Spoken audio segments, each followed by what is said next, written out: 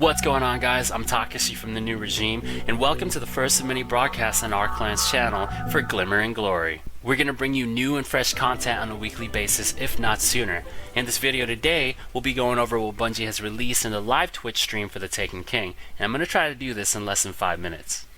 Alright, to start things off, the light leveling system. They're going to do away with that, but we will still have light stats, that is. The gear that we equip, such as armor, weapons, class items, and even ghosts, are going to help in raising this light. So this light will boost our overall attack and defense, and of course depending on how high your light is.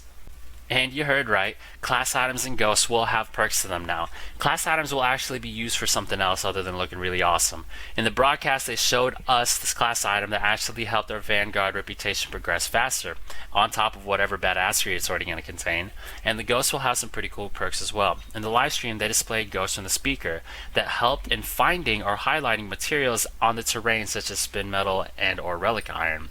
The ghosts that Lord Shaxx have will give us PvP perks on top of, intelligence boost, discipline boost, and strength boosts.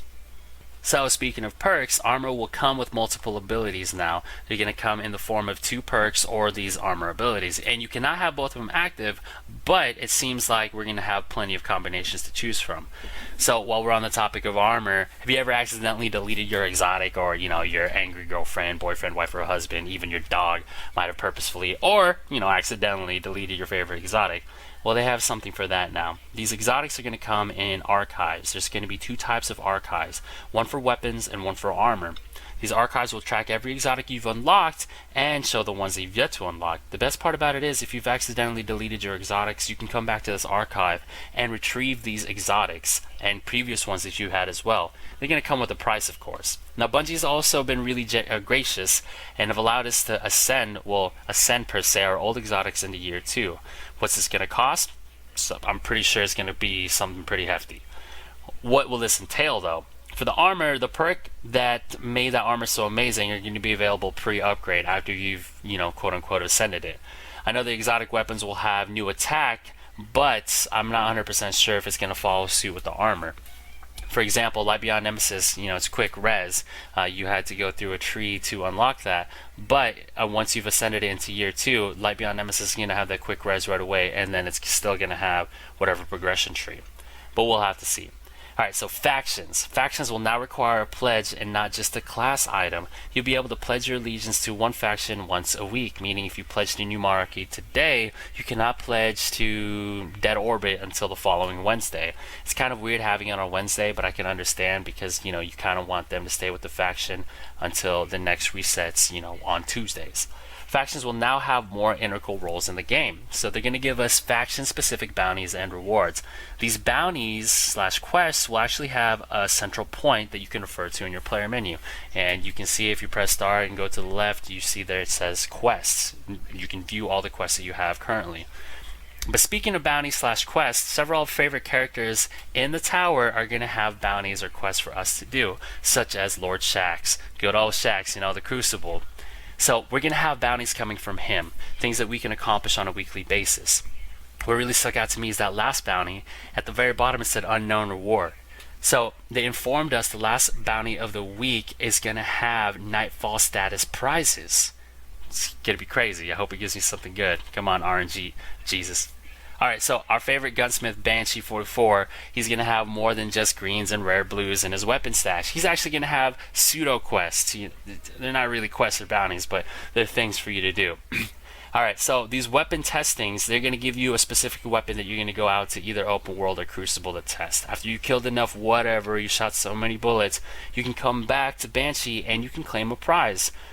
Also, Banshee's going to have Arms Day. If it's anything like Xur, it's going to be once a week, and it's going to be some pretty awesome, weaponry that we can buy from. Maybe really rare legendaries, or just exotics. We'll see. Hope for the best, though, right? Alright, so while we're on the topic of weapons, there's no more ascending. It's just going to be infusing. So what infusing is, you're going to take whatever your weapon of choice is, you're going to break down a higher weapon, and you're going to infuse it to your weapon of choice. So the higher weapon, what I'm saying higher, is a stronger weapon. A stronger weapon is going to help progress that one weapon of choice. But remember, the weapon that you need to break down has to be stronger than the one that you are trying to upgrade. But I mean, what is this going to do for Etheric Light? I don't know. Hopefully they give us something good for it, right? So the Cryptarch is going to start selling legendary engrams. And yeah, legendary equivalents are going to be the prizes. So it's probably not just going to be armors or the weapons. It's probably going to be legendary equivalents. Also, one of the many things stirring up Reddit right now is the leak of a melee heavy weapon. Yup, and it's coming. It's just going to be like Sword Art, maybe. I don't know. I hope it's so. It's going to be cool. Talking about marks, they talked about marks and how we'll no longer have separate Vanguard and Crucible marks. It's going to be centralized.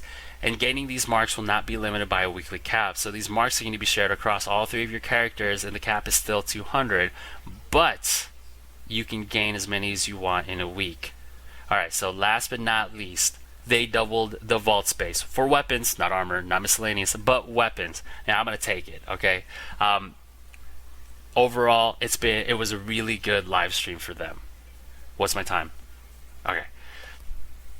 Well, that's all I could recall, or I could remember, or I could put in this 5-minute slot. So leave a comment below if you caught something that our team didn't. Also, if you want to drop us a video of your awesomeness, or your friend's awesomeness, or you guys just being silly on Destiny, we're going to be doing a segment portraying our viewers' videos.